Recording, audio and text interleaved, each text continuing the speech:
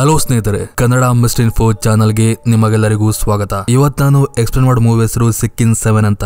1ರಿಂದ 6ನೇ part ಎಲ್ಲವನ್ನು ಕೂಡ ನಾನು ಈ ಚಾನಲ್ ಅಲ್ಲಿ ಎಕ್ಸ್ಪ್ಲೇನ್ ಮಾಡಿದ್ದೀನಿ. ಯಾರಿನ್ನೂ ನೋಡಿಲ್ಲೋ ಹೋಗಿ ನೋಡಬಹುದು. ಈ ಸಿಕ್ಕಿನ್ ಮೂವಿಯಾಗಿ ನನ್ನ ಚಾನಲ್ ಗೆ ಒಂದು ರೀತಿಯ ದೊಡ್ಡ ಕನೆಕ್ಷನ್ ಇದೆ. ಈ ಒಂದು ಮೂವಿ ಎಕ್ಸ್ಪ್ಲೇನೇಷನ್ ಇಂದಾನೆ ನನ್ನ ಚಾನಲ್ ಆ ಟೈಮ್ ಅಲ್ಲಿ ತುಂಬಾ ಗ್ರೋ ಆಗಿದ್ದು. ಇವನ್ ಈ ಪಾರ್ಟ್ ಕೂಡ ತುಂಬಾನೇ ಚೆನ್ನಾಗಿದೆ. ಯಾರಿಗೆಲ್ಲ ಈ ಸಿಕ್ಕಿನ್ ಸೀರೀಸ್ ಇಷ್ಟವಾಗಿತ್ತು ಅವರೆಲ್ಲ ಈ ಪಾರ್ಟ್ ನ ನೀವು ನೋಡ್ಲೇಬೇಕು. ನಿಮಗೆ ಖಂಡಿತವಾಗಿ ಇಷ್ಟ ಆಗೇ ಆಗುತ್ತೆ. ಸೊ ಹಾಗಾದ್ರೆ ಹೆಚ್ಚಿನ ಟೈಮ್ ವೇಸ್ಟ್ ಮಾಡದೆ ಸೀದಾ ಈ ಮೂವಿಯ ಕತೆ ಕಡೆಯೋಣ. ಸೊ ಮೂವಿ ಸ್ಟಾರ್ಟಿಂಗ್ ಅಲ್ಲಿ ನಮಗೆ ಕೇಮಲ್ ಹೆಸರಿನ ಒಬ್ಬ ಮಾಟಗಾತಿ ಹಾಗೆ ಮೇರಲ್ ಹೆಸರಿನ ಒಬ್ಬ ಮಹಿಳೆನ ತೋರಿಸ್ತಾರೆ. ಮೇರಲ್ ಆಕ್ಚುಲಿ ಅಲ್ಲಿಗೆ ಕೇಮಲ್ ನ ಹೆಲ್ಪ್ ಕೇಳ್ಕೊಂಡು ಬಂದಿದ್ಲು. ಅದು ಒಬ್ಬರ ಮೇಲೆ ಮಾಟ ಮಾಡಿ ಸೇಡು ತೀರಿಸ್ಕೋಬೇಕಂತ. ಯಾಕಂದ್ರೆ ಯಾರೊಬ್ಬ ವ್ಯಕ್ತಿಗಳು ಅವಳ ಮಗ ಹಾಗೆ ಗಂಡನ ಭೀಕರವಾಗಿ ಕೊಂದಾಕಿದ್ರು. ಸೊ ಅದಕ್ಕೋಸ್ಕರ ಅವ್ರ ಮೇಲೆ ಸೇಡು ತೀರಿಸ್ಕೋಬೇಕಂತ ಇಲ್ಲಿಗೆ ಅವಳು ಸಹಾಯ ಕೇಳ್ಕೊಂಡು ಬಂದಿದ್ಲು. ಇಲ್ಲಿ ಕೇಮಲ್ ಮೇರಲ್ಗೆ ಒಂದು ರೀಚಲ್ ಬಗ್ಗೆ ಹೇಳ್ತಾಳೆ. ಆ ರೀಚಲ್ ಹೆಸರು ಜುಲ್ಮತ್ ಅಂತ. ಇಲ್ಲಿ ಜುಲ್ಮತ್ ಅಂದ್ರೆ ಡಾರ್ಕ್ನೆಸ್, ಕತ್ತಲು ಅಂತ ಅರ್ಥ. ಈ ರಿಚುವಲ್ ನ ಯಾವಾಗ್ಲೂ ಮಾಡ್ಲಿಕ್ಕೆ ಸಾಧ್ಯವಿಲ್ಲ. ಅದಕ್ಕೊಂದು ಟೈಮ್ ಇದೆ. ಬ್ಲಾಕ್ ಮೂನ್ ಅಂತ ಒಂದು ದಿವಸ ಬರುತ್ತೆ. ಅದು ದಿನ ಬರಲ್ಲ. ಅದು ಬರೋದು 19 ವರ್ಷಗಳಿಗೊಮ್ಮೆ. 2018 ಅಂದ್ರೆ ಈ ವರ್ಷ ಬಂದ್ರೆ ಅದರ ನೆಕ್ಸ್ಟ್ ಬರೋದು 2037ರಲ್ಲಿ. ಸೊ ಈ ಮಂತ್ ಫೆಬ್ರವರಿ ಇದೆ. ಈ ಮಂತ್ ಅಲ್ಲಿ ನಾವು ಆ ಜುಲ್ಮತ್ ನ ಪ್ರಯೋಗ ಮಾಡಿದ್ರೆ ಖಂಡಿತವಾಗಿ ಅದು ಎಫೆಕ್ಟ್ ಆಗುತ್ತೆ ಅಂತ ಅವಳು ಆ ದಿನ ರಾತ್ರಿ ಅಂದ್ರೆ ಜುಲ್ಮತ್ ಬ್ಲಾಕ್ ಮೂನ್ ಆ ರಾತ್ರಿ ಮೇರಲ್ ನ ತನ್ನ ಒಂದು ಪ್ಲೇಸ್ ಗೆ ಕರೆಸಿ ಆ ಒಂದು ರಿಚುವಲ್ ನ ಮಾಡ್ಲಿಕ್ಕೆ ಮುಂದಾಗ್ತಾಳೆ. ಅದಕ್ಕಿಂತ ಮುಂಚೆ ಅವಳು ಮೇರಲ್ಗೆ ಸ್ಯಾಕ್ರಿಫೈಸ್ ಮಾಡ್ಲಿಕ್ಕೋಸ್ಕರ ಒಬ್ಬ ಹುಡುಗನ್ನ ಕರ್ಕೊಂಬ ಅಂತ ಹೇಳಿದ್ಲು. ಅದಕ್ಕೋಸ್ಕರ ಮೇರಲ್ ಕೂಡ ಒಬ್ಬ ಹುಡುಗನ್ನ ಪುಸಲಾಯಿಸಿ ಅವಳೊಟ್ಟಿಗೆ ಕರ್ಕೊಂಬಂದಿದ್ಲು. ತನ್ನ ಮಾಟ ಮಂತ್ರಗಳ ಶಕ್ತಿ ಮೂಲಕ ಆ ಒಂದು ರಿಚುವಲ್ ನ ಮಾಡ್ಲಿಕ್ಕೆ ಮುಂದಾಗ್ತಾಳೆ. ಅವಳು ಆ ರಿಚುವಲ್ ನ ಮಾಡ್ತಿದ್ದಾಗ್ಲೇ ಈ ಕಡೆ ಒಬ್ಬ ವ್ಯಕ್ತಿ ತನ್ನ ಫ್ಯಾಮಿಲಿ ಎಲ್ಲರನ್ನ ಕೂಡ ಗುಂಡಿಕ್ಕಿ ಕೊಂದ್ಬಿಡ್ತಾನೆ. ಆಕ್ಚುಲಿ ಆ ವ್ಯಕ್ತಿ ಬೇರೆ ಯಾರು ಅಲ್ಲ, ಈ ಕೇಮಲ್ ಯಾರ ಮೇಲೆ ಮಾಟ ಮಾಡ್ಬೇಕಂತ ಬಂದಿದ್ಲು ಅದೇ ವ್ಯಕ್ತಿ ಮಾಟಕ್ಕೊಳಗಾಗಿ ತನ್ನ ಇಡೀ ಫ್ಯಾಮಿಲಿನೇ ಕೊಂದ್ಬಿಟ್ಟಿದ್ದ. ಅಂದ್ರೆ ಕೇಮಲ್ ಇಲ್ಲಿ ಸಕ್ಸಸ್ಫುಲ್ ಆಗಿ ತನ್ನ ಸೇಡನ್ನ ತೀರಿಸ್ಕೊಂಡ್ಬಿಟ್ಟಿದ್ಲು. ರಿಚುವಲ್ ಎಲ್ಲ ಆದ ನಂತರ ಯಾವ್ದೊಂದು ಜಿನ್ ಆ ಹುಡುಗ ಇದ್ದಾನಲ್ಲ ಅವನ ಮೇಲೆ ಬಂದ್ಬಿಡುತ್ತೆ. ಹಾಗೆ ಅವನ ಇಡೀ ಬಾಡಿ ಆ ಜಿನ್ನ ರಕ್ತದಿಂದ ಆವರಿಸಿ ಬಿಡುತ್ತೆ. ಆವಾಗ ಕೇಮಲ್ ಹೇಳ್ತಾಳೆ, ಈ ರಿಚುವಲ್ ಪ್ರಕಾರ ಈ ಹುಡುಗನ್ನ ನೀವು ಒಬ್ನೇ ಕರ್ಕೊಂಡು ಹೋಗಿ ಒಂದ್ ಕಡೆ ಬರಿ ಮಾಡ್ಬೇಕು. ಹಾಗೆ ಈ ಸೀಲನ ಕೂಡ ಅವನೊಟ್ಟಿಗೆ ಬರಿ ಮಾಡ್ಬೇಕಂತ ಒಂದು ಮೂಳೆನ ಕೊಡ್ತಾಳೆ. ಅದ್ ಆಕ್ಚುಲಿ ತುಂಬಾ ಪ್ರಾಣಿಗಳ ಮೂಳೆಯಿಂದ ಮಾಡಿದಂತ ಒಂದು ಅಸ್ಥಿ ಪಂಜರ ಆಗಿತ್ತು. ಸೊ ಇವಳು ಕೂಡ ಸರಿ ಅಂತ ಅದೇ ಕೂಡ್ಲೆ ಆ ಹುಡುಗನ್ನ ಕರ್ಕೊಂಡು ಅಲ್ಲಿಂದ ಹೊರಟೋಗ್ತಾಳೆ. ಆ ಸೀನ್ ಕಟ್ ಆಗ್ತಿದ್ದಾಗೆ ಈ ಕಡೆ ನಮ್ಮ ಮೇನ್ ಹೀರೋನ್ ತೋರಿಸ್ತಾರೆ. ಅವನ ಹೆಸರು ಓರನ್ ಅಂತ. ಸೆಕೆಂಡ್ ಪಾರ್ಟ್ ಗಳನ್ನ ಯಾರೆಲ್ಲ ಆಲ್ರೆಡಿ ನೋಡಿದ್ದಾರೋ ಅವರಿಗೆ ಈ ಓರನ್ ನ ಗುರ್ತಿರ್ಬೋದು. ಇವನಿಗೆ ಒಂದು ಶಕ್ತಿ ಇರುತ್ತೆ. ಇವನಿಗೆ ಜಿನ್ಗಳು ತೋರುತ್ತೆ. ಅವುಗಳ ಆರ್ತನಾದ ಇವನ ಕಿವಿಗೆ ಬೀಳುತ್ತೆ. ಆ ರಾತ್ರಿ ಜುಲ್ಮದ್ ರಿಚುವಲ್ ನಡೆದಾಗ ಕೂಡ ಈ ಕಡೆ ಮಲಗಿದ್ದ ಈ ಓರನ್ಗೆ ಅದರ ಒಂದು ಫೀಲಿಂಗ್ ಆಗಿತ್ತು. ಅಂದ್ರೆ ಅವನಿಗೆ ಗೊತ್ತಿತ್ತು ಇವತ್ತು ಬ್ಲಾಕ್ ಮುಂಡೆ ಜುಲ್ಮತ್ ರಿಚುವಲ್ ನ ಪರ್ಫಾರ್ಮ್ ಮಾಡ್ಲಿಕ್ಕೆ ಅತಿ ಸೂಕ್ತವಾದ ದಿನ. ಅದ್ರ ಪ್ರಕಾರ ಯಾರೋ ಎಲ್ಲೋ ಒಂದ್ ಕಡೆ ರಿಚುವಲ್ ನ ಪರ್ಫಾರ್ಮ್ ಮಾಡ್ತಿದ್ದಾರೆ, ಜಿನ್ಗಳ ಆರ್ತನಾದ ನಂಗೆ ಕೇಳಿ ಬರುತ್ತಿದೆ ಅಂತ ಅವನು ಅದೇ ಕೂಡಲೇ ಎಚ್ಚೆತ್ಕೊಳ್ತಾನೆ. ಹಾಗೆ ಅದು ಎಲ್ಲಾಗ್ತಿದೆ, ಯಾರ ಮೇಲೆ ಆಗ್ತಿದೆ ಅಂತ ತಿಳ್ಕೊಬೇಕಂತ ಆವತ್ತಿಂದ ಪ್ರಯತ್ನವನ್ನ ಮಾಡ್ತಾ ಹೋಗ್ತಾನೆ. ಅದಾದ ನಂತರ ಮೂವಿ ಸೀದಾ ಫೆಬ್ರವರಿಯಿಂದ ಮಾರ್ಚ್ಗೆ ಹೋಗುತ್ತೆ. ಇಲ್ಲಿ ಮೇರಲ್ ಒಬ್ಬ ಫ್ಯಾಮಿಲಿಯಲ್ಲಿ ಮನೆ ಕೆಲಸ ಮಾಡ್ತಿರೋದನ್ನ ತೋರಿಸ್ತಾರೆ. ಮೊದಲಿಗೆ ಆ ಫ್ಯಾಮಿಲಿಯವರ ಇಂಟ್ರೊಡಕ್ಷನ್ ಮಾಡ್ಲೇಬೇಕು. ಇದು ಫ್ಯಾಮಿಲಿಯ ಯಜಮಾನ ಕೋಮಲ್ ಹಾಗೆ ಅವಳ ವೈಫ್ ಆರ್ಜು, ಅವರಿಬ್ಬರ ಮಕ್ಕಳು ಸೇರಾಪ ಹಾಗೆ ರೂಯಾ ಅಂತ. ಹಾಗೆ ಅವ್ರ ಮನೆಯಲ್ಲಿ ಒಬ್ಬ ಅಜ್ಜಿ ಕೂಡ ಇರ್ತಾರೆ. ಅವಳ ಹೆಸರು ಲಾಲೆ ಅಂತ. ಮೇರಲ್ ಆಕ್ಚುಲಿ ತುಂಬಾ ದಿನಗಳಿಂದ ಆ ಮನೆಗೆ ಕೆಲಸಕ್ಕಂತ ಬಂದಿದ್ಲು. ಬಟ್ ಯಾಕಂತ ನಮ್ಗೆ ಮುಂದೆ ಗೊತ್ತಾಗುತ್ತೆ. ಇಲ್ಲಿ ಮೇರಲ್ ನ ಆ ಮನೆಯ ಕೆಲಸಕ್ಕೆ ಸೇರ್ಕೊಂಡಿದ್ದು ಒಂದೇ ಒಂದ್ ಕಾರಣಕ್ಕೆ, ಅದು ಲಾಲೆನ ನೋಡ್ಕೊಳ್ಳಿಕ್ಕೋಸ್ಕರ. ಯಾಕಂದ್ರೆ ಲಾಲೆಗೆ ಅಲ್ಝೈಮರ್ ಇತ್ತು, ಅಂದ್ರೆ ಮರೆಯುವಂತ ಕಾಯಿಲೆ. ಅದಲ್ಲದೆ ರೂಯಾ ಕೂಡ ಒಂದ್ ರೀತಿಯ ಕಾಯಿಲೆ ಇತ್ತು. ಅವಳನ್ನ ಕೂಡ ನೋಡ್ಕೊಳ್ಳಿಕ್ಕೋಸ್ಕರ ಈ ಮೇರಲ್ ನ ಅಲ್ಲಿ ಅಪಾಯಿಂಟ್ ಮಾಡಿದ್ರು. ಆ ದಿನ ಮೇರಲ್ ಎಂದಿನಂತೆ ಆ ರಾತ್ರಿ ಲಾಲೆಗೆ ಊಟ ಮಾಡಿಸ್ಬೇಕಂತ ಅವಳ ರೂಮ್ಗೆ ಹೋದಾಗ ಅಲ್ಲಿ ಲಾಲೆ ತುಂಬಾ ವಿಚಿತ್ರವಾಗಿ ಮಾತಾಡ್ತಾಳೆ. ಅಲ್ಲಿ ಲಾಲೆ ಮೇರಲ್ ನ ಪಾಸ್ಟ್ ಬಗ್ಗೆ ಹೇಳ್ತಾಳೆ. ಮೇರಲ್ ತನ್ನ ಫ್ಯಾಮಿಲಿ ಹಾಗೆ ಎಲ್ಲಾ ಕಥೆನ ಹೇಳ್ತಾ ಹೋಗ್ತಾಳೆ. ಆದ್ರೆ ಆ ಒಂದು ಬ್ಲಾಕ್ ಮ್ಯಾಜಿಕ್ ಮಾಡಿದ್ಲಲ್ಲ ಆ ವಿಷಯನ ಬಿಟ್ಟು. ಆವಾಗ ಲಾಲೆ ಅವಳಿಗೆ ಮನವರಿಕೆ ಮಾಡ್ತಾಳೆ, ನೀನೊಂದು ಕೆಲಸನ ಅರ್ಧ ಮಾಡಿದೀಯಾ, ಅದನ್ನ ಪೂರ್ತಿ ಮಾಡ್ಬೇಕಂತ. ಅಲ್ಲಿದ್ದ ಒಂದು ಫೋಟೋ ಕಡೆ ಬಂದು ವಿಚಿತ್ರವಾಗಿ ನೋಡ್ತಿರ್ತಾಳೆ. ಆ ಫೋಟೋ ಆಕ್ಚುಲಿ ಇದ್ದಕ್ಕಿದ್ದಾಗೆ ಒಂದ್ ರೀತಿ ಗೊಂಬೆ ಹಾಗೆ ಮಾರ್ಪಾಡಾಗುತ್ತೆ. ಆ ಗೊಂಬೆ ಆಕ್ಚುಲಿ ಈ ಬ್ಲಾಕ್ ಮ್ಯಾಜಿಕ್ ಉಂಟಲ್ಲ ಅದರ ಸಿಂಬಲ್ ಆಗಿತ್ತು. ಅದಾದ ನಂತರ ಲಾಲೆ ಮತ್ತೊಂದು ವಿಷಯನ ಕೂಡ ಬಾಯ್ಬಿಡ್ತಾಳೆ. ಅದೇನಪ್ಪ ಅಂದ್ರೆ ಅವಳ ಮೊಮ್ಮಗಳು ಆಕ್ಚುಲಿ ಅವಳ ಮೊಮ್ಮಗಳೆಲ್ಲ ಅವಳ ಮಗ ಕೋಮಲ್ ಅವಳನ್ನ ಚೇಂಜ್ ಮಾಡಿದ್ದಂತೆ. ಹಾಗೆ ಕೋಮಲ್ ಒಂದು ಮರ್ಡರ್ನ ಕೂಡ ಮಾಡಿದಂತ ವಿಚಿತ್ರವಾಗಿ ಮಾತಾಡ್ತಿರ್ತಾಳೆ. ಹಾಗೆ ಅದಾದ ನಂತರ ಅವಳು ತಾನು ಮಾತಾಡ್ತಿರೋದನ್ನೇ ಮರೆತು ಬಿಡ್ತಾಳೆ. ಮೇರಲ್ಗೆ ಅವಳ ಮಾತು ಅವಳು ಯಾಕೆ ಆಡ್ತಿದ್ದಾಳಂತ ಏನು ಕೂಡ ಅರ್ಥ ಆಗದೆ ಅಲ್ಲಿಂದ ವಾಪಸ್ ಬರ್ತಾಳೆ. ಅದಾದ ನಂತರ ಅದೇ ದಿನ ರಾತ್ರಿ ಮೇರಲ್ ತನ್ನ ರೂಮ್ಗೆ ವಾಪಸ್ ಬಂದಾಗ ಅವಳು ಆ ದಿನ ರಾತ್ರಿ ಆ ಬ್ಲಾಕ್ ಮ್ಯಾಜಿಷಿಯನ್ ಕೊಟ್ಟಂತ ಸೀಲ್ ನ ಡ್ರಾರ್ ಒಳಗೆ ಇಟ್ಟು ಅನಂತರ ತನ್ನ ಫ್ಯಾಮಿಲಿ ಫೋಟೋನ ನೋಡ್ತಿರ್ತಾಳೆ. ಹಾಗೆ ಆ ಫೋಟೋನ ಒಂದು ಮಿರರ್ ಹತ್ತಿರ ಇಡ್ಲಿಕ್ ಬಂದಾಗ ಆವಾಗಲ್ಲಿ ಅಚಾನಕ್ ಆಗಿ ಅವಳ ಮಗನ ಆತ್ಮ ಅಲ್ಲಿ ಪ್ರತ್ಯಕ್ಷವಾಗಿ ಅವಳಿಗೆ ವಾರ್ ಮಾಡುತ್ತೆ, ಅಪೂರ್ಣವಾಗಿರುವುದನ್ನ ಕಂಪ್ಲೀಟ್ ಮಾಡುವಂತ. ಹಾಗೆ ಅಲ್ಲಿ ಆ ಸ್ಯಾಕ್ರಿಫೈಸ್ ಮಾಡ್ಬೇಕಂತಿದ್ದಲ್ಲ ಅದೇ ಹುಡುಗನ ಆತ್ಮ ಹಾಗೆ ಆ ಮಾಟಗಾತಿಯ ಆತ್ಮ ಎಲ್ಲ ಬಂದು ಅವಳಿಗೆ ತೊಂದರೆ ಕೊಡೋಕೆ ಶುರು ಮಾಡುತ್ತೆ. ಅಲ್ಲಿ ನಮ್ಗೆ ಒಂದ್ ವಿಷಯ ಗೊತ್ತಾಗುತ್ತೆ, ಅದೇನಪ್ಪ ಅಂದ್ರೆ ಆ ದಿನ ರಾತ್ರಿ ಬ್ಲಾಕ್ ಮ್ಯಾಜಿಷಿಯನ್ ಹೇಳಿದ್ಲು ಆ ಹುಡುಗನ ಸ್ಯಾಕ್ರಿಫೈಸ್ ಮಾಡ್ಬೇಕಂತ, ಆದ್ರೆ ಇವಳು ಅದನ್ನ ಮಾಡದೆ ಅಪೂರ್ಣವಾಗಿಟ್ಟಿದ್ಲು. ಅದ್ ಯಾಕಾಗೆ ಮಾಡದೆ ಇಟ್ಟಿದ್ಲು ಅಂತ ನಮಗೆ ಕಥೆಯಲ್ಲಿ ಮುಂದೆ ಗೊತ್ತಾಗುತ್ತೆ. ಹೀಗೆ ದಿನಗಳು ಉರುಳುತ್ತಾ ಹೋಗ್ತಿರುತ್ತೆ. ಆ ದಿನ ರಾತ್ರಿ ಕೋಮಲ್ ಒಬ್ಬನೇ ಆ ರೂಮಲ್ಲಿ ಕೂತು ಅವನೇನೋ ಒಂದು ಗ್ಲಾಸ್ ಅಲ್ಲಿ ರಕ್ತವನ್ನೆಲ್ಲ ಹಾಕಿ ಏನೋನೋ ಪ್ರಯೋಗವನ್ನ ಮಾಡ್ತಿರ್ತಾನೆ. ಆವಾಗ ಮೇಲಿದ್ದ ಮಗಳ ರೂಮಿಂದ ಕಿರುಚಾಟ ಕೇಳಿ ಬಂದು ಅವನೋಗಿ ನೋಡಿದಾಗ ಅಲ್ಲಿ ಲಾಲೆ ಅವನ ಮಗಳನ್ನ ಬಾಟಬ್ ಅಲ್ಲಿ ಮಲಗಿಸಿ ವಿಚಿತ್ರವಾಗಿ ಹಲ್ಲೆ ಮಾಡಿ ಅವಳನ್ನ ಕೊಲ್ಲೋಕೆ ನೋಡ್ತಿರ್ತಾಳೆ. ಇವನಿಗೆ ಏನ್ ಮಾಡ್ಬೇಕಂತ ಗೊತ್ತಾಗದೆ ಸ್ಟನ್ ಆಗಿ ನಿಂತಾಗ ಆವಾಗ ಲಾಲೆ ಹೇಳ್ತಾಳೆ ನೀನು ಮಾಡಿದ ಆಕ್ಚುಲಿ ತಪ್ಪು ಅಂತ. ಇವನಿಗೆ ಏನ್ ಮಾಡ್ಬೇಕಂತ ಗೊತ್ತಾಗದೆ ರಕ್ತಸಿಕ್ತವಾಗಿ ಬಿದ್ದಿದ್ದ ತನ್ನ ಮಗಳನ್ನ ಎತ್ಕೊಂಡು ಅಲ್ಲಿಂದ ಇನ್ನೇನು ಹೋಗ್ಬೇಕು. ಆವಾಗ ಅವನ ಹಿಂದುಗಡೆಯಿಂದ ರಿಯಲ್ ಆಗಿರೋ ಮಗಳು ಬರ್ತಾಳೆ. ಅವಳು ಮಗಳಾಗಿದ್ರೆ ತನ್ನ ಕೈಲಿರೋದು ಯಾರಂತ ನೋಡಿದಾಗ ಅದು ಅದೇ ಹುಡುಗಾಗಿದ್ದ. ಈ ಮೇರಲ್ ಸ್ಯಾಕ್ರಿಫೈಸ್ ಮಾಡ್ಬೇಕಂತ ಕರ್ಕೊಂಡು ಹೋಗಿದ್ಲಲ್ಲ ಅದೇ ಹುಡುಗಾಗಿದ್ದ. ಆಮೇಲೆ ಸಡನ್ ಆಗಿ ಇವನು ಎದ್ ನಿಲ್ತಾನೆ. ನೋಡಿದ್ರೆ ಅದು ಕೋಮಲ್ ಕಣ್ಣಂತ ಒಂದು ಕೆಟ್ಟ ಕನಸಾಗಿತ್ತಷ್ಟೇ. ಅನಿವೇ ಈ ಕಡೆ ಮನೇಲಿದ್ದ ಅವರನ್ನ ತೋರಿಸ್ತಾನೆ. ಅವನು ಆವತ್ತಿಂದ ಈ ಜುಲ್ಮದ್ ರಿಚುವಲ್ ಬಗ್ಗೆ ಎಲ್ಲಾ ಸ್ಟಡಿನ ಮಾಡ್ತಿರ್ತಾನೆ. ಆವಾಗ ಅವನಿಗೆ ಅದೇ ಹುಡುಗ ಹಾಗೆ ಬ್ಲಾಕ್ ಮ್ಯಾಜಿಷಿಯನ್ ನ ಆತ್ಮ ಎಲ್ಲ ಬಂದು ಆಟ ಕೊಡೋಕೆ ಶುರು ಮಾಡುತ್ತೆ. ಹಾಗೆ ಅದೆಲ್ಲ ಜಿನ್ಗಳ ಕೆಲಸ ಆಗಿತ್ತು. ಆ ಜಿನ್ಗಳ ಆಕ್ಚುಲಿ ಅವನಿಗೆ ವಾರ್ನ್ ಮಾಡ್ತಿತ್ತು, ಈ ಯಾವುದೇ ಕಾರಣಕ್ಕೂ ಇದರ ಹಿಂದೆ ಬೀಳ್ಬೇಡ, ನಿನಗೆ ತೊಂದ್ರೆ ಅಂತ. ಯಾಕಂದ್ರೆ ಅವನು ಮುಂಚೆ ತರ ಸ್ಟ್ರಾಂಗ್ ಆಗಿಲ್ಲ. ಬಟ್ ಅವರನ್ ಮಾತ್ರ ಯಾವುದೇ ಕಾರಣಕ್ಕೂ ಸೋಲದೆ ಜಿನ್ಗಳನ್ನ ಅಲ್ಲಿಂದ ಕಳಿಸಿ ಬಿಡ್ತಾನೆ. ಹಾಗೆ ಅವನಿಗೆ ಗೊತ್ತಾಗುತ್ತೆ ಆ ದಿನ ಆದಂತ ಆ ಒಂದು ರಿಚುವಲ್ ಇನ್ನೂ ಕೂಡ ಕಂಪ್ಲೀಟ್ ಆಗಿಲ್ಲ, ಅದಿನ್ನೂ ಹಾಗಿದೆ. ಅದು ಕಂಪ್ಲೀಟ್ ಆಗದಿದ್ರೆ ತುಂಬಾ ಜನ ಇನ್ನೋಸೆಂಟ್ ಗಳ ಪ್ರಾಣ ಹೋಗುತ್ತೆ. ಹೇಗಾದ್ರೂ ಮಾಡಿ ಅದನ್ನ ಸ್ಟಾಪ್ ಮಾಡ್ಬೇಕಂತ ಇವನು ಅದ್ರ ಬಗ್ಗೆ ಇನ್ನೂ ರಿಸರ್ಚ್ ನ ಮಾಡ್ತಾ ಹೋಗ್ತಾನೆ. ಅದರ ನೆಕ್ಸ್ಟ್ನಲ್ಲಿ ತನ್ನ ಮನೆಯ ಕನ್ನಡಿ ಮುಂದೆ ನಿಂತು ಗೋಳಾಡ್ತಿರುವ ಕೋಮಲ್ನ ತೋರಿಸ್ತಾರೆ. ಅವನಿಗೆ ಆಕ್ಚುಲಿ ತನ್ನ ಪಾಸ್ಟ್ ಅಲ್ಲಿ ಮಾಡಿರುವಂತ ಒಂದು ಕರ್ಮ ಕೌಂಟ್ ಮಾಡ್ತಿರುತ್ತೆ. ಆದ್ರೆ ಅವನು ಅದರಿಂದ ಹೊರಗೆ ಬರ್ಲಿಕ್ಕೆ ಆಗ್ತಿರ್ಲಿಲ್ಲ. ಅವನು ಮಾಡಿದ್ದು ತಪ್ಪಂತ ಗೊತ್ತು, ಬಟ್ ಅದನ್ನ ಸರಿ ಮಾಡ್ಕೊಳ್ಳಿಕ್ಕೆ ಅವನಿಗೆ ಯಾವುದೇ ಆಪ್ಷನ್ ಇರದೆ ಅವನು ಆ ಕರ್ಮದ ಫಲದಿಂದ ಒದ್ದಾಡ್ತಿರ್ತಾನೆ. ಸೊ ಇದ್ ನಮ್ಗೆ ಆಕ್ಚುಲಿ ಮೂವಿ ಸ್ಟಾರ್ಟಿಂಗ್ ಅಲ್ಲಿ ಲಾಲೆ ಮೂಲಕವೇ ಗೊತ್ತಾಗಿತ್ತು. ಲಾಲೆ ಒಂದ್ ಮಾತನ್ನ ಹೇಳಿದ್ಲು, ಇವಾಗಿರುವ ನಮ್ಮ ಮೊಮ್ಮಗಳು ನಮ್ಮ ಮೊಮ್ಮಗಳಲ್ಲ, ಅವಳು ಬೇರೆನೆ, ಕೋಮಲ್ ಒಂದು ಕೊಲೆ ಮಾಡಿದ ಅಂತ. ಇವನ್ ಕೋಮಲ್ ನಡ್ಕೋತಿರೋ ರೀತಿ ನೋಡಿ ನಮ್ಗೆ ಕನ್ಫರ್ಮ್ ಆಗಿತ್ತು ಅವನೊಂದು ತಪ್ಪು ಮಾಡಿದಾನಂತ.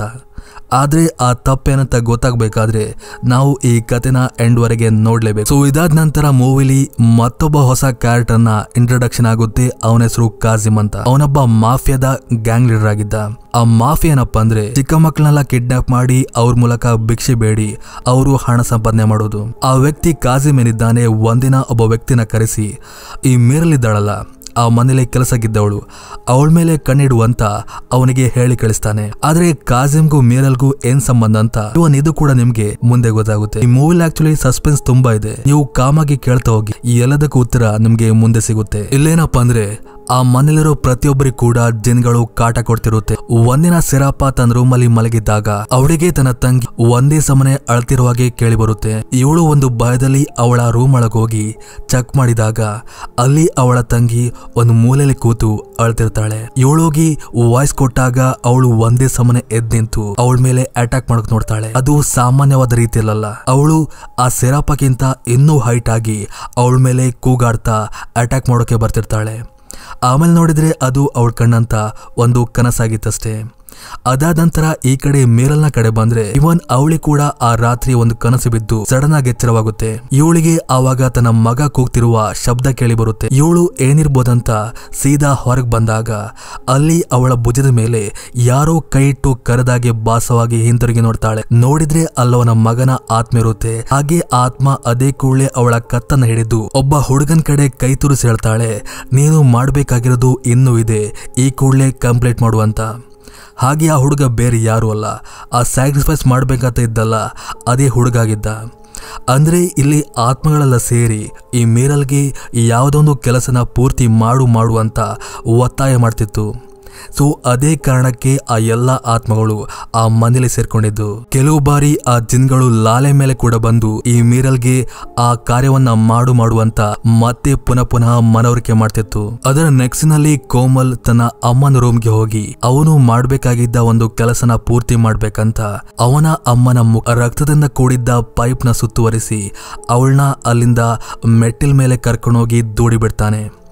ಆಮೇಲೆ ನೋಡಿದ್ರೆ ಇವನ್ ಅದು ಕೂಡ ಒಂದು ಕನಸಾಗಿತ್ತು.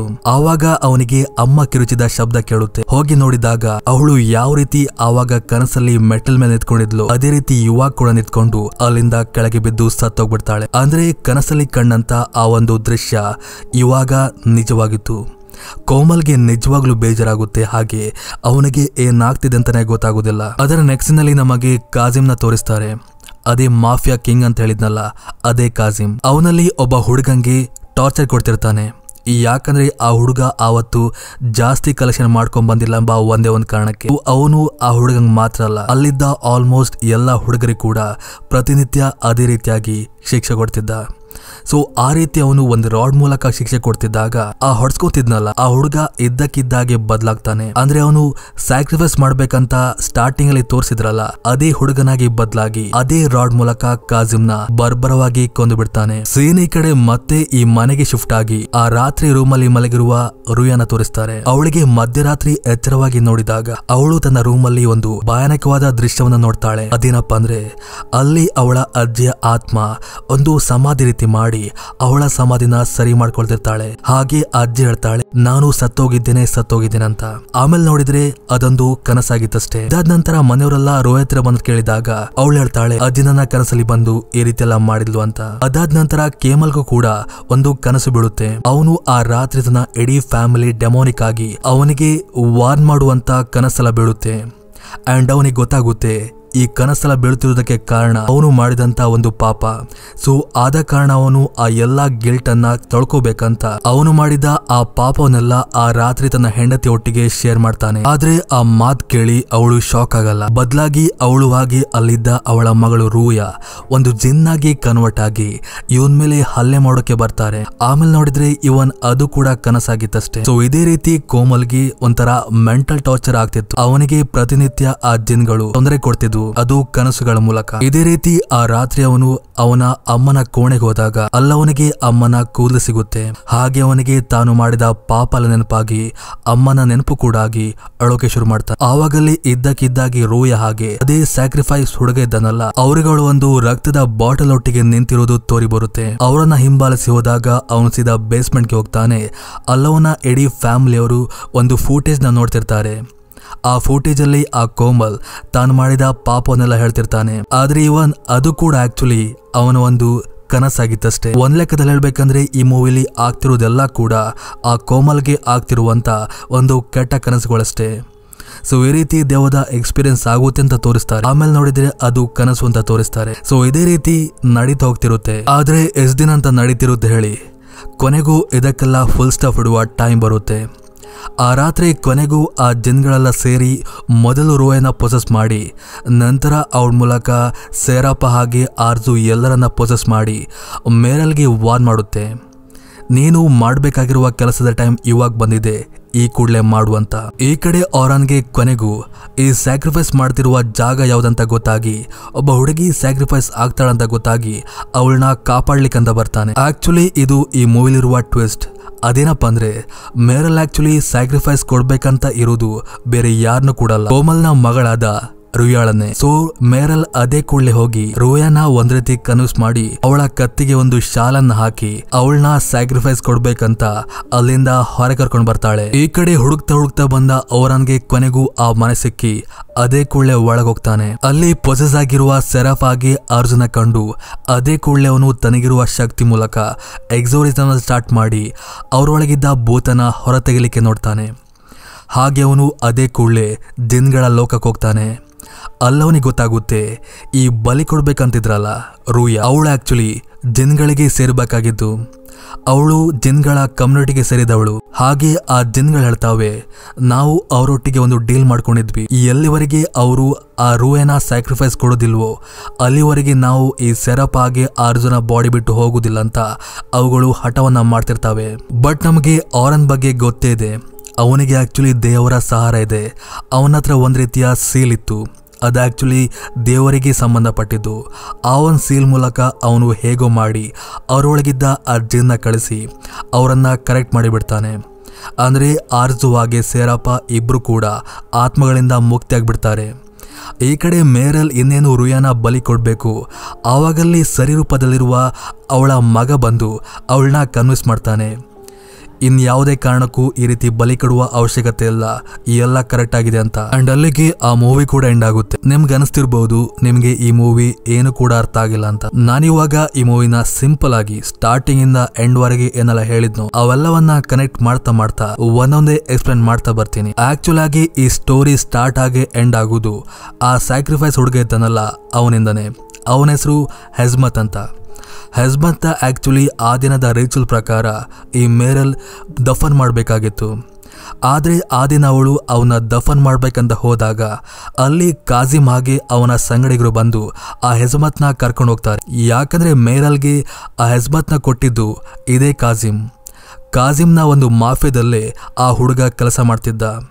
ಅವನ್ನ ಬಲಿ ಕೊಡಬಾರ್ದಂತಾನೆ ಆ ಕಾಜಿಮ್ ಅವನ್ನ ಅಲ್ಲಿಂದ ಕರ್ಕೊಂಡು ಹೋಗ್ತಾನೆ. ಸೊ ಇದೇ ಒಂದು ಕಾರಣಕ್ಕೆ ಆವತ್ತು ಆ ಸ್ಯಾಕ್ರಿಫೈಸ್ ಅಪೂರ್ಣವಾಗಿ ಉಳಿದಿದ್ದು. ಅದಾದ ನಂತರ ಆ ಬ್ಲ್ಯಾಕ್ ಮ್ಯಾಜಿಷಿಯನ್ ಹಾಗೆ ಈ ಮೇರಲ್ಗೆ ಗೊತ್ತಾಗುತ್ತೆ ಆ ಹುಡುಗ ಹೆಜ್ಮತ್ನ ಯಾರೊಬ್ಬರು ಕೊಲೆ ಮಾಡಿ ಅವನಲ್ಲಿದ್ದ ಎಲ್ಲಾ ರಕ್ತವನ್ನ ತೆಗೆದಿದ್ದಾರಂತ. ಹಾಗೆ ಅವ್ರಿಗೆ ಗೊತ್ತಾಗುತ್ತೆ ಆ ಹುಡುಗನ್ನ ಕೊಂದು ಅವನ ರಕ್ತವನ್ನ ತೆಗೆದಿದ್ದು ಬೇರೆ ಯಾರು ಅಲ್ಲ, ಇದೇ ಕೋಮಲ್ ಅಂತ. ಯಾಕಂದ್ರೆ ಕೋಮಲ್ನ ಮಗಳು ರೂಯಾಗೆ ಒಂದ್ ರೀತಿಯ ಕಾಯಿಲೆ ಇತ್ತು. ಆ ಕಾಯಿಲೆ ಪ್ರಕಾರ ಅವಳಿಗೆ ಪ್ರತಿ ವರ್ಷ ಅವಳು ಒಳಗಿದ್ದ ಎಲ್ಲ ರಕ್ತವನ್ನ ತೆಗೆದು ಹೊಸ ರಕ್ತವನ್ನ ಹಾಕ್ತಿರ್ಬೇಕು. ಸೊ ಅದೇ ಒಂದು ಕಾರಣಕ್ಕೆ ಇವನು ಕಾಜಿಮ್ನ ಕಾಂಟ್ಯಾಕ್ಟ್ ಮಾಡಿ ಯಾವ ಹುಡುಗ ಹೆಜ್ಮತ್ನ ಕಿಡ್ನಾಪ್ ಮಾಡ್ಕೊಂಡ್ಬಂದು ಅವನಲ್ಲಿದ್ದ ರಕ್ತವನ್ನ ಇವಳ ಬಾಡಿ ಒಳಗೆ ಅಂದರೆ ರೂಯಾಳ ಬಾಡಿ ಒಳಗೆ ಟ್ರಾನ್ಸ್ಫರ್ ಮಾಡ್ತಾರೆ. ಸೊ ಅದೇ ಒಂದು ಕಾರಣದಿಂದ ಹೆಜ್ಮತ್ ಕೂಡ ಸತ್ತೋಗ್ತಾನೆ. ಆದ್ರೆ ನಮ್ಗೆಲ್ಲ ಆ ಬ್ಲ್ಯಾಕ್ ಮ್ಯಾಜಿಷಿಯನ್ ಇದ್ದಾಳಲ್ಲ ಅವಳ ಮೂಲಕ ಆಲ್ರೆಡಿ ಗೊತ್ತಾಗೋಗಿದೆ, ಸ್ಟಾರ್ಟಿಂಗ್ ಅಲ್ಲಿ ರೀಚಲ್ ಆದಾಗ ಆ ಹೆಜ್ಮತ್ ಹುಡುಗ ಡೀಮನ್ ಇಂದ ಪೋಸ್ ಆಗಿದ್ದ, ಅವನ ರಕ್ತವೆಲ್ಲ ಡೀಮನ್ ಇಂದ ಒಳಗಾಗಿತ್ತು ಅಂತ. ಸೊ ಯಾವಾಗ ಆ ಹುಡುಗ ಹೆಜ್ಮತ್ನ ಕೊಂದು ಅವನಲ್ಲಿದ್ದ ರಕ್ತವನ್ನೆಲ್ಲ ರೂಯಾ ಮೇಲೆ ಟ್ರಾನ್ಸ್ಫರ್ ಮಾಡಿದ್ರು ಆವತ್ತಿಂದ ಅವಳು ಕೂಡ ಜಿನ್ನಾಗಿ ಬದಲಾಗಿದ್ಲು. ಅಂದ್ರೆ ಹೆಜ್ಮತ್ ಒಳಗಿದ್ದ ಆ ಡೀಮನ್ ಅವಳೊಳಗೆ ಟ್ರಾನ್ಸ್ಫರ್ ಆಗಿತ್ತು. ಸೊ ಇವಾಗ ಬಲಿ ಕೊಡಬೇಕಾಗಿರೋದು ಹೆಜ್ಮತ್ನಲ್ಲ ರೂಯಾನ. ಸೊ ಅದಕ್ಕೋಸ್ಕರ ಈ ಮೇರಲ್ ಅವ್ರ ಮನೆಗೆ ಕೆಲಸಕ್ಕೆ ಸೇರ್ಕೊಂಡು ಆ ಒಂದು ಕಾರ್ಯನ ಮಾಡ್ಲಿಕ್ಕೆ ಹೊರಟಿದ್ಲು. ಸೊ ಅದಕ್ಕೋಸ್ಕರನೇ ಈ ಹಾಲೆ ಆರ್ಜು ಸೆರಾಫಾ ಇವ್ರ ಮೇಲೆಲ್ಲ ಜಿನ್ಗಳು ಬಂದು ಅವಳು ಅಪೂರ್ಣವಾಗಿ ಇಟ್ಟಂತ ಆ ಕೆಲಸವನ್ನ ಪೂರ್ಣವಾಗಿ ಮಾಡ್ಬೇಕಂತಾನೆ ಆವಾಗ ಅಲ್ಲಿದ್ದವರ ಮೈ ಮೇಲೆ ಬಂದು ಅವಳಿಗೆ ನೆನ್ಪು ಮಾಡ್ತಿದ್ದವು. ಇದೆಲ್ಲ ಆಕ್ಚುಲಿ ಆ ಜಿನ್ಗಳೊಟ್ಟಿಗೆ ಮಾಡ್ಕೊಂಡಂತ ಒಂದ್ ಡೀಲ್ ಅಷ್ಟೇ. ಅಂಡ್ ಅವೆಲ್ಲವನ್ನ ಲಾಸ್ಟ್ ಅಲ್ಲಿ ಓರನ್ ಬಂದು ಬ್ರೇಕ್ ಮಾಡಿ ಎಲ್ಲವನ್ನ ಕೂಡ ಕರೆಕ್ಟ್ ಮಾಡಿದ. ಇದು ಆಕ್ಚುಲಿ ಈ ಮೂವಿಯ ಸ್ಟೋರಿ ಆಗಿತ್ತು. ನಿಮ್ಗೆಲ್ಲ ಅರ್ಥ ಆಯ್ತು ಅಂದ್ಕೊಳ್ತಾ ಈ ವಿಡಿಯೋನಲ್ಲಿಗೆ ಸ್ಟಾಪ್ ಮಾಡ್ತೇನೆ. ಸೊ ಇದಿಷ್ಟು ಇವತ್ತಿನ ಕತೆ. ಮತ್ತೊಂದು ಕತೆ ಒಟ್ಟಿಗೆ ಮತ್ತೆ ಸಿಗ್ತೀನಿ. ಅಲ್ಲಿವರೆಗೂ ಥ್ಯಾಂಕ್ ಯು ಫಾರ್ ವಾಚಿಂಗ್.